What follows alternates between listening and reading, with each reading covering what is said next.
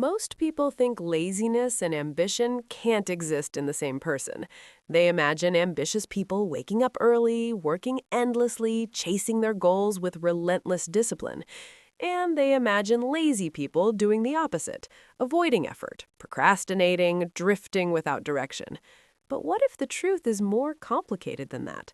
What if some of the most ambitious people you know also struggle with something that feels exactly like laziness? They have big plans, big ideas, a clear vision of the life they want, and yet, when it comes to actually starting the work, something inside them slows down. Hours pass, days pass, sometimes even years pass. And the strangest part is that they hate this about themselves. They don't want to be lazy. They want to move forward. They want to build something meaningful. But instead of taking action, they often find themselves stuck in a strange mental loop where ambition and inaction exist at the same time. If you've ever experienced this contradiction, you're not alone. Many people secretly live with this internal conflict. On the surface, they might look unmotivated or inconsistent. Others may assume they simply lack discipline. But internally, the experience is very different. Their mind is constantly thinking about the future they want. They imagine projects they could start, skills they could master, paths they could take. They picture a version of themselves that is productive, focused, and successful. The ambition is real. The desire is real. Yet the moment it's time to begin doing the difficult work required to reach that future, something inside the brain seems to resist. Not loudly, not dramatically, just enough to delay action again and again. One reason this happens is because ambition and motivation are not the same thing. Ambition is about vision. It's the ability to imagine a different life for yourself, a bigger version of who you could become. But motivation is about energy in the present moment. It's the psychological force that pushes you to act right now. And these two systems inside the brain do not always move together. A person can have an extremely powerful vision of the future while simultaneously feeling very little immediate drive to begin the process required to reach it. From the outside, that mismatch looks like laziness, but from the inside, it feels more like being trapped between two different versions of yourself, the one who dreams and the one who hesitates. Another hidden factor behind this pattern is overthinking. People who are both ambitious and seemingly lazy often spend an enormous amount of time inside their own thoughts. Instead of jumping directly into action, their mind begins analyzing possibilities. They think about the perfect way to start, the smartest strategy, the potential risks, the possible outcomes. At first, this feels productive because thinking gives the illusion of progress. But over time, too much analysis creates friction. Every decision begins to feel heavier. Every action feels like it needs to be perfect. And when starting something feels overwhelming or uncertain, the brain naturally looks for easier activities to escape the pressure. This is where procrastination quietly enters the picture. The brain isn't necessarily trying to sabotage ambition. Instead, it's trying to protect itself from discomfort. Starting something meaningful often comes with uncertainty, effort, and the possibility of failure. Those emotions create psychological stress. Meanwhile, small distractions, scrolling through a phone, watching videos, doing minor tasks, provide immediate relief. They require almost no mental resistance.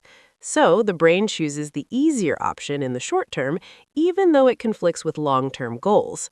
Ironically, people who struggle with this pattern often care deeply about their potential. In fact, the stronger the ambition, the more intimidating action can become. When a goal feels important to your identity, failing at it carries emotional weight. If you start something and it doesn't succeed, it can feel like proof that you weren't as capable as you hoped. So sometimes the brain delays action as a strange form of protection. As long as the dream remains unfinished, the possibility of success still exists. The moment you fully commit, the dream becomes vulnerable to reality. This is why many ambitious but lazy people are actually highly sensitive to their own expectations. They set very high standards for themselves. They want their efforts to matter. They want their work to be meaningful or impressive. But those high expectations create pressure, and pressure can make the first step feel far heavier than it needs to be. Instead of starting small and learning through action, the mind keeps waiting for the perfect moment of clarity, confidence, or energy that finally makes everything feel easy. Unfortunately, that moment rarely arrives. Another psychological reason behind this behavior involves the brain's reward system. Humans are naturally drawn toward activities that provide immediate feedback or pleasure. Ambitious goals, however, often operate on delayed rewards. Writing a book, building a business, learning a complex skill, or creating something valuable can take months or years before results appear. The brain struggles with this delay because it evolved in environments where immediate survival mattered more than long-term planning. So, even when someone intellectually understands the importance of long-term goals, their emotional brain still pulls them toward activities that feel rewarding right now. Over time, this tension between long-term ambition and short-term comfort creates frustration. Many people begin labeling themselves as lazy, which only deepens the problem. Once someone believes laziness is part of their identity, every moment of hesitation feels like confirmation of that belief. They stop seeing their behavior as a solvable psychological pattern and start seeing it as a personal flaw. This can lead to cycles of guilt, self-criticism, and temporary bursts of motivation, followed by another return to procrastination. But the truth is that the combination of laziness and ambition often signals something more complex about how a person's mind works. It can indicate a highly imaginative brain that constantly thinks about possibilities. It can reflect someone who values meaningful goals rather than shallow ones. And it can reveal a person whose mind spends more time analyzing and reflecting than acting automatically. None of these traits are inherently negative. In fact, many creative thinkers, entrepreneurs, and innovators have experienced this same internal conflict at different points in their lives. The key difference between those who remain stuck and those who eventually move forward is not the absence of laziness. It's the ability to understand what's happening inside their own psychology. Once someone recognizes that ambition alone is not enough, that action requires lowering mental friction, accepting imperfect progress, and breaking goals into smaller steps, the cycle begins to change. The brain stops waiting for perfect motivation and instead learns to work with small moments of energy. Interestingly, many ambitious people eventually discover that progress rarely comes from sudden bursts of discipline. Instead, it comes from building systems that make action easier than avoidance. When tasks feel smaller and more manageable, the brain experiences less resistance. Over time, those small actions accumulate.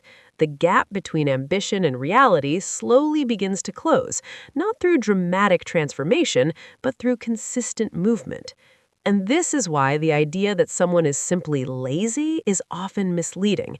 Laziness is usually not the absence of ambition, it's the result of internal friction between vision, emotion, and action. When those three systems are not aligned, the mind hesitates. But when someone learns to reduce that friction by starting smaller, thinking less about perfection, and focusing on momentum instead of intensity, the same person who once felt stuck can begin moving forward again.